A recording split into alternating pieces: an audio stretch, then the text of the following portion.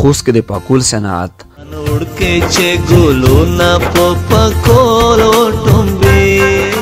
پاکول چې د خوست خلک په سره وي چاته سینګار ښکاري او چاته د کلتور برخه.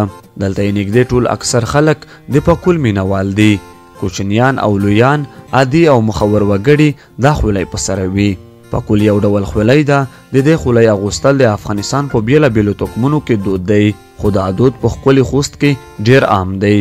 د خوست ځوانان له شوقه پکې ګلان هم ټومبي، خو اوس د پسرلي موسم نه دی چې ځوانان ګلان پکې وټومبي. دلته په خوست کې ځوانان وایي چې اکثر وخت دوی د ځان لپاره پاکول سپیشل جوړوي او د دوی د خوښې وړ پاکولونه جوړیږي. ښکلي خوستول پاکولونه ډېر سره دي. زه خو د پاکولو خپل ډېر سخت شوقي یم، خوند ورکوي پاکولو. یو ډېر پاکولونه سره وم، خوستول پاکولونه ډېر خوند ورکوي. مونږ را ملګري پاکولونه خوښوي، زه خپله خوښوم سره ومې. نوي پاکولونه مو خوستل، خو اوس خزان دی، هغه ګلون مولون نشته چې مونږ په کولو کې به لګول. ډېر شوقیون وو.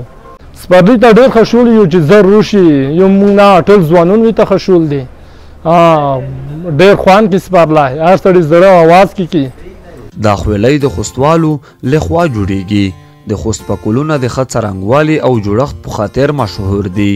ځینې دوکانونو کې د پاکول جوړولو هرې برخې ته جلا جلا کسان وي او ګڼ شمېر کسان پکې مصروف وي.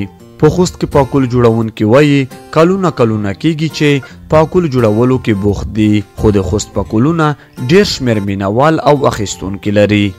مونږ خو تقریبا 4-5 کاله کېږي دلته پاکولونه ګنډو. 3-4 قسمه پاکولونه ګنډو، کونړي دي، خوستي دي، چترالی دي. 3-4 قسمه پاکولونه ګنډو. دا خلک خو شوقي دي. خوستي پاکولونه ډېر غواړي، خو ښایسته وي. دا ټول خلک دا هم ډېر په استعمالوي. ډېر تکا خو 3-4-5 قسمه کپړه ده. دومره مزدیره راونه دومره غریبات کې هر منه پاکول خرڅېږي. د خوست پاکولونه اوس بهر ته د ډالۍ په توګه هم ځي او خلک یې ډېر زیات خوښوي.